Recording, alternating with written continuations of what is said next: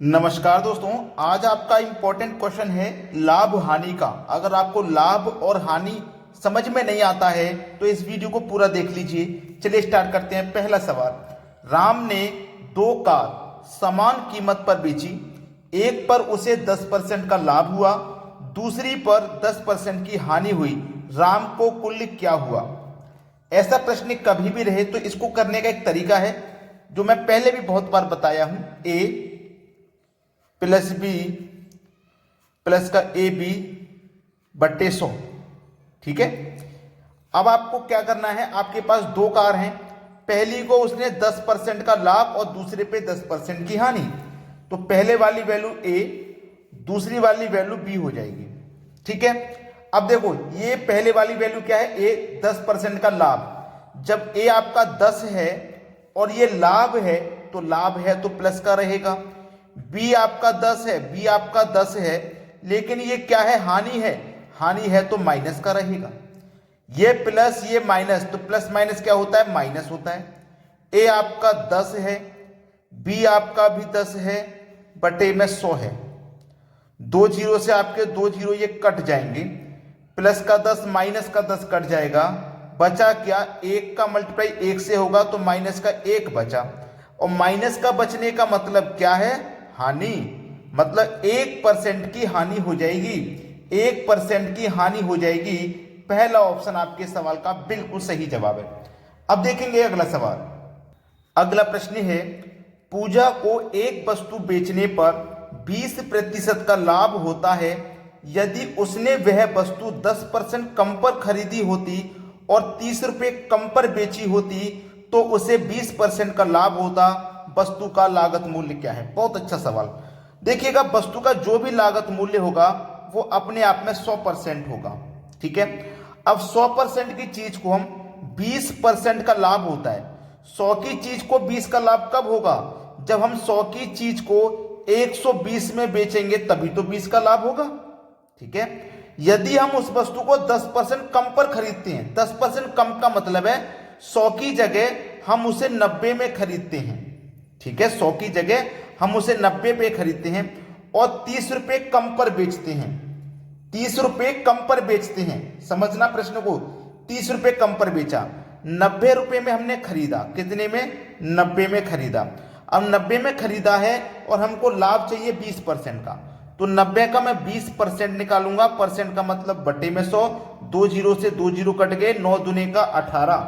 ठीक है, 9 दूने का कितना हो गया भैया, 18। तो इसका मतलब क्या है कि 90 की चीज को हम 18 रुपए ज्यादा में बेचेंगे, मतलब 108 में बेचेंगे। देखो, पहले बेच रहे थे 120 में, जब 100 में खरीद रहे थे तब 120 में बेच रहे हैं, और जब 90 में खरीद रहे हैं तो हम उसे 108 में बेच रहे हैं। तो पहले 120 में बेच रहे थे, अब बेच रहे हैं 108 में। ठीक है, अब बेच रहे हैं 108 में। कितना कम, पहले से कितना कम बेच रहे हैं, पहले 120 में बेच रहे थे, अब 108 में बेच रहे हैं। कितना कम में बेच रहे हैं, 12 कम में बेच रहे हैं। ठीक है, कितना कम में बेच रहे हैं, 12 कम में बेच रहे हैं। और रुपए में कितना कम में बेच रहे हैं, 30 रुपए कम में बेच रहे हैं। तो 12 की वैल्यू 30 के बराबर। हमको तो चाहिए 100% का मान, लागत मूल्य मतलब 100%, तो कैसे निकालेंगे, 12 की वैल्यू 30 है, हमको चाहिए 100% का मान, कैसे निकालेंगे, 30 में 12 से डिवाइड कर देंगे, 100% का मान निकालना है, 100 से गुना कर देंगे। ठीक है। अब इसको बस कटा लीजिए और आपका आंसर आ जाएगा। 4 तिया 12 और 4 से कट जाएगा ये 25 बार में, 3 से 30 कट जाएगा 10 बार में, और 10 का मल्टीप्लाई 25 से कर दो, 250 हो जाएगा सवाल का सही जवाब। यानी कि बी ऑप्शन बिल्कुल सही जवाब है। अब देखेंगे अगला प्रश्न। अगला प्रश्न है, यदि एक दुकानदार खिलौने पर 20% की छूट देना चाहता है तो उसे वह 300 रुपये में बेचना पड़ेगा। यदि वह उसे 405 रुपये में बेचता है तो उसके लाभ का प्रतिशत कितना होगा? देखो, समझना प्रश्न को।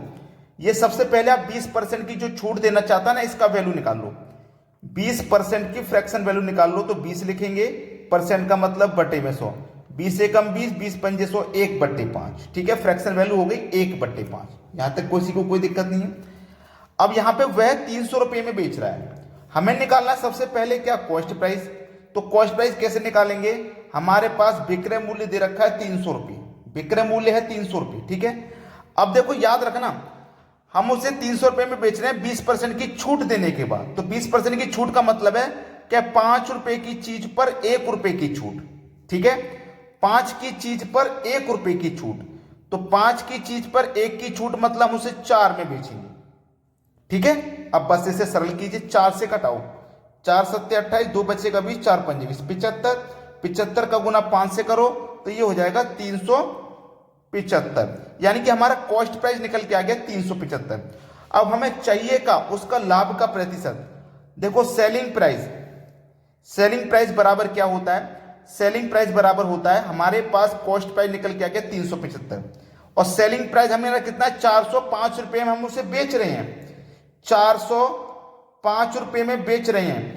तो सेलिंग प्राइस में से जो कॉस्ट प्राइस है उसको माइनस कर दो, जो बचेगा वही प्रॉफिट होगा। 405 में से 375 घटेगा तो 30 रुपये बचेगा, मतलब 30 रुपये का प्रॉफिट है। लेकिन ये जो 30 रुपये का प्रॉफिट है ना, ये प्रतिशत में बताना है। तो 30 का प्रॉफिट है, प्रॉफिट हो चाहे लॉस हमेशा कॉस्ट प्राइस पे निकलता है, तो कॉस्ट प्राइस आपका 375 है और प्रतिशत के लिए आप जानते हैं 100 से गुना करना पड़ेगा। तो कटाइए, 25 से इसको कटाऊंगा, 25 से इसको कटाऊंगा तो 25 से कटेगा, 25 से कम 25, 17 बचेगा, 17 में 5 लगा दूंगा तो 25 से देखो 25 से कम 25 कट गया और 37 के लिए 17, 17 में 5 लगा दूंगा 175 हो जाएगा। फिर 25 से इसको कटाऊंगा, 25 चौके 7 बार में कटेगा और 25 से ये 4 बार में कटेगा। तो इसको फिर से काटते हैं, क्योंकि 30 का गुना 4 से करूंगा 120 हो जाएगा। 17 से 120 नहीं कटेगा तो दशमलव में आएगा और आंसर हमारा दशमलव में नहीं है। तो इसको फिर से काटते हैं भाई, इसको फिर से काटना पड़ेगा। इसको 15 से काटेंगे, 15 दुने का 30, 7 बचेगा 75, 15 पंजे 75, 25 बार में गया। और 15 से इसको कटाएंगे, 15 दुने का 30, 2 बार में गया। और फिर 25 से काटेंगे 100 को तो 4 बार में जाएगा और 2 का गुना 4 से करोगे तो 8% हमारा सही जवाब आ गया, बी ऑप्शन। तो काटा तो हमने सही था, हमने पहले 25 से काटा था, सही था, लेकिन उससे आंसर नहीं निकल के आ रहा। फिर से दोबारा हमने 15 से काटा, कैलकुलेशन सही की और आंसर आ गया। अब देखते हैं अगला सवाल। अगला प्रश्न है, एक विक्रेता ने एक वस्तु की कीमत उत्पादन लागत से 40% अधिक निर्धारित की, 40% अधिक। जैसे मान लो कीमत 100 रुपये थी तो 100 से 40% अधिक निर्धारित की तो 140 उसने निर्धारित की होगी, ठीक है, निर्धारित की। उसे बेचते समय वह 20% की छूट देता है, 140 की बेच रहा है और 20% की छूट दे रहा है। तो 140 का 20% निकालो, परसेंट का मतलब बटे में 100, 2 जीरो से 2 जीरो कट गए, 14 दूने का 28, मतलब 28 रुपए की छूट दे रहा है वो। 28 रुपए की वो क्या कर रहा है, छूट दे रहा है। देखना, ध्यान से देखना, 28 रुपए की छूट दे रहा है। अब जब वो 28 रुपए की छूट दे रहा है, 100 की चीज थी, ठीक है, 40% अधिक निर्धारित किया, 140 में बेचेगा। अब वो छूट कितने की दे रहा है, 28 की छूट दे रहा है। 140 की जगह अब वो 28 की छूट दे रहा है, यानी कि वो 28 कम में बेचेगा। अब वो 28 रुपए कम में बेचेगा, पहले 140 में बेच रहा था, 28 की उसने छूट दे दी, अब वो कम में बेचेगा।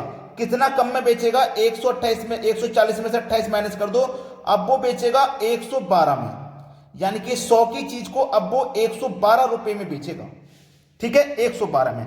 तो 100 से 112 में बेच रहा है, कितना अधिक में बेच रहा है, 12 रुपए, 12% अधिक में बेच रहा है। और कितना रुपया अधिक में बेच रहा है, 48 रुपए का लाभ हो रहा है, मतलब 48 रुपए अधिक में बेच रहा है। तो 12 की वैल्यू 48 के बराबर, तो 1 की वैल्यू 4 के बराबर, 1 की वैल्यू 4 के बराबर। आपसे पूछ रहा है वस्तु का उत्पादन लागत मूल्य, मतलब 100% का मान उसने पूछा है, क्या होगा। 1 का मान 4, तो 100% का मान आप जानते हैं कितना हो जाएगा, 400। बी ऑप्शन बिल्कुल सही जवाब है। अब देखते हैं अगला सवाल।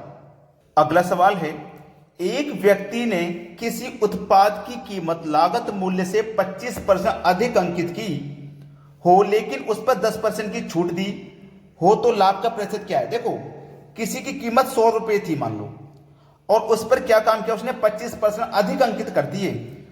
तो 100 पे 25 अधिक अंकित कर देगा, मतलब उसे 125 में बेचेगा, और उस पर फिर 10% की छूट दे रहा है। तो 125 का 10% निकालो, परसेंट का मतलब बटे में 100, 0 से 0 गया, 10 से भाग देंगे तो एक संख्या बाद 10 लगेगा, एक संख्या बाद दशमलव लग जाएगा, तो इसका मतलब 12.5 कितने की 12.5 की वो यहां पे 12.5 उसका आंसर आ जाएगा। उसका लाभ का प्रतिशत कितना है, पहले 100 रुपए की चीज थी उस पर 25% अधिक अंकित कर दिए, तो कितने की होगी वो 125 की होगी, 100 से 125 की होगी।